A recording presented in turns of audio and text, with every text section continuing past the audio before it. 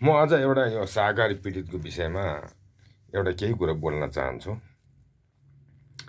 अस्ति रवि लामिन छानेलाई नथुनेसम्म हामी सहकारी पीडित हो, दोषीलाई कारबाही हुनुपर्छ भने म सहकारी पीडितहरूलाई सोध्न चाहन्छु कि तपाईँहरू यदि सहकारी पीडित नै हो, सहकारीको अध्यक्षहरूले पैसा खाएकै हो भने त्यो सहकारी पैसा खाने मान्छेलाई पक्रेर त्यसको जय जेठा बेचेर भए पनि हामीलाई हाम्रो पैसा फिर्ता चाहियो भन्नुपर्ने थियो। मेरो सोझ हिसाबमा चाहिँ यदि पीडितै हो, त्यो सहकारीमा पैसा राखेर सहकारीको मान्छेले अध्यक्षहरूले पैसा खाएकै हो भने यो सहकारीको सञ्चाललाई समातेर थुनेर त्यसको जय जेठा के छ त्यो सबै बेचबिखन गरेर हुन्छ कि के गरेर हुन्छ, हाम्रो पैसा फिर्ता चाहियो भनेर आन्दोलन गर्नुपर्थ्यो। तर उहाँले के भन्नुभयो त भने सहकारी यो उसलाई हामी चाहिँ सहकारी पीडित हो, कारबाही गर्नु पर्यो भने। कस्तो कारबाही हो त? तपाईँहरूको यो त्यो खाने मान्छेलाई जेलमा थुनेपछि तपाईँहरूको पैसा फिर्ता आउने हो कि के हो मैले बुझ्न सकेन। अब अहिले यति देशैभरि सहकारी पीडित छ भन्छन् होइन, यो पीडितहरूले पीडित भएर पीडित भने हो कि पीडितै नभएर पीडित भने हो, म यहाँ आनेर बुझ्न सकिनँ कि।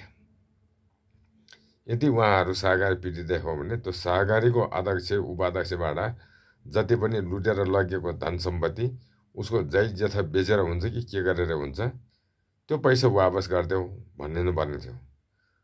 त्यसरी आन्दोलन गर्नुपर्ने। तर सहकारी पीडितहरू त चुप लागेर बसेको छन्। अनि त्यसपछि गएर नेपाल सरकारले पनि के गरेछ? यदि त्यो सहकारी सञ्चालक समितिहरूले अध्यक्ष उपाध्यक्षले त्यो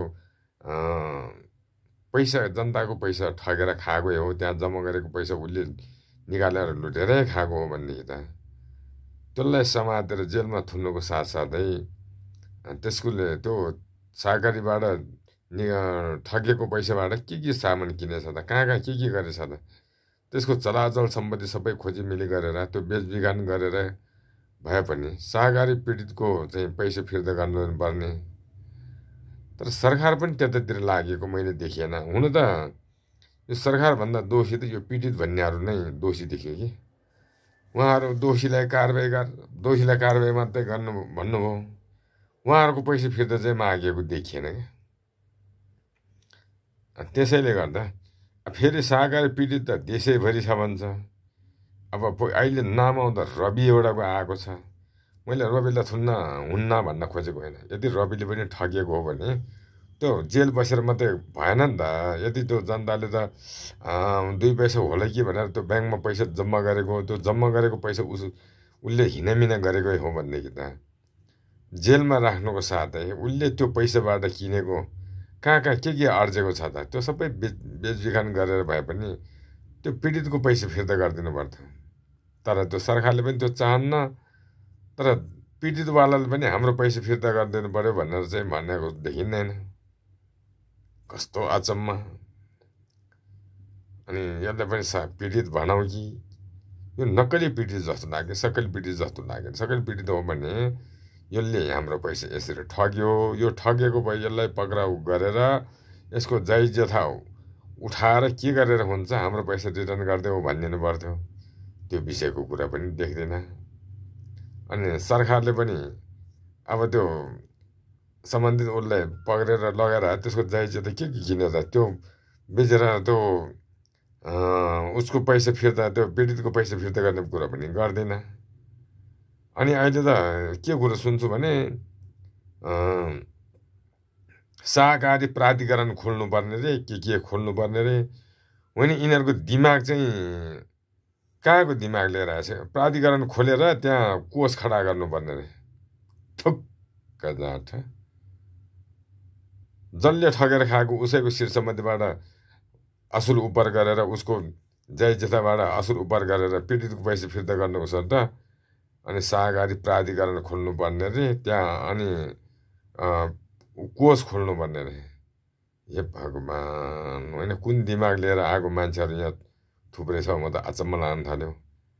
है मेरो सुझाव दिन चाहन्छु म नेपाल सरकारलाई। त्यसरी प्राधिकरण केही खोल्नु पर्दैन। यो प्राधिकरण खोलेर के गर्नु, नाच्दा गोद्दा आफ्नो नाच्दा गोद्दा इष्टमित्रलाई जागी खुवाउने काम मात्रै हो। अनि त्यो पीडित चाहिँ पीडितको पीडित, अनि त्यो कोषमा पैसा चाहिँ कहाँबाट आएर हान्छ? कोषमा चाहिँ किन पैसा जम्मा गर्नु पऱ्यो? कहाँ पैसा ल्याएर जम्मा गर्नु पऱ्यो? जसले बदमास गरेको छ त्यो बदमासलाई च्याप्प समातेर लाने, जेलमा खोज्ने, त्यसले के आर्जेको छ त, त्यो शेष सम्पत्ति उसको के छ त, त्यो सबै बेचेर भए पनि त्यो पीडितको पैसा फिर्ता गर्नेतिर त कुरै गर्दैन त। फेरि पीडितहरू पनि त्यो आफ्नो पैसा माग्ने कुरा पनि गर्दैन। दोषीलाई कारबाही मात्रै गर भन्छ। के कारबाही गर्नु, लगाएर थुनेर राखिदिनु, हामी चुप लाएर बस्छु मात्रै भन्दो रहेछ। कस्तो खालको पीडितहरू! त्यत्रो उसलाई लगाएर थुने मात्रै त उसको पैसा फिर्ता नचाहिने रहेछ, अनि त्यो पनि पीडित हुन्छ। त्यसैले गर्दा म एउटा नबुझेर हो, न पीडित पक्षले न पीडा भएर नबुझेर पनि होला। सरकारले त जसरी हुन्छ त्यो दलालसँग ठगेर खाना, अब सहकारी पीडितबाट पनि लिएको होला, के अरे त्यो के भन्छ, त्यो सहकारी अध्यक्षसँग सरकार पनि लिएको होला। त्यही भएर अब त्यो उसँग पैसा माग्ने कुरो पनि गर्दैन। त्यसैले गर्दा नेपाल सरकारलाई म विनम्र अनुरोध के भन्न चाहन्छु भने, यदि यी गरिब जनताहरू सहकारी पीडित नै हो भने त्यो रविले ठगोस् कि जो कोहीले ठगिएको भए पनि सहकारीको पैसा, जनताले राखेको पैसा निकालेर चाहिँ खाएर ठगिएको हो भने त्यसले त्यो पैसाबाट के किन्यो त? त्यो सबै कुरा लुटेर त्यो सबै कुरा फिर्ता गरेर बेचबिखन गरेर हुन्छ कि लिलाम बेचेर के गरेर हुन्छ, पीडितको पैसा फिर्ता गरिदिनु होला। कतिपय पीडित त सत्य पनि होला, तर बुझ्न नसकेर अब बोल्दाखेरि बोली नबिकेपछि बिचरा चुप लागेर पनि बसेको पनि होला। त्यसैले गर्दा म नेपाल सरकारले के भन्छ भने, यदि यो सहकारी पीडितहरूको पैसा तुरुन्त फिर्ता गरिदिनु होला। सरकारले कुनै राजस्व के अरे प्राधिकरण पनि गठन गर्नु परेन, कोही त्यहाँ कोष पनि खडा गर्नु परेन।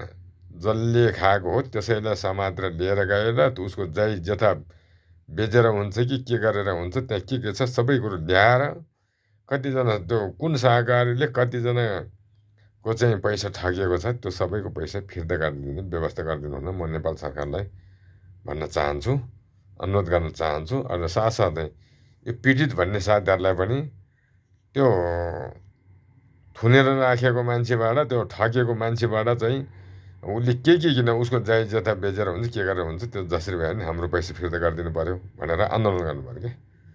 अनि मात्रै यो समस्याको समाधान होला जस्तो लाग्छ। होइन भनेदेखि म चाहिँ पीडित देख्दिनँ है। यदि पीडित हो भने नेपाल सरकारलाई पनि विनम्र अनुरोध गर्न चाहन्छु, प्राधिकरण शरण केही पनि गठन गर्नु परेन। अहिलेको ऐनै सबै कुरो के छ त्यो त्यही ठिक छ।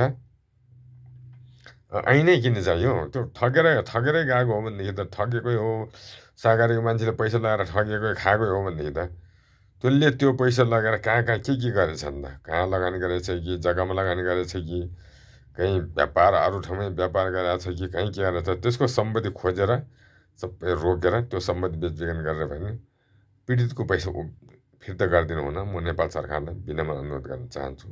धन्यवाद।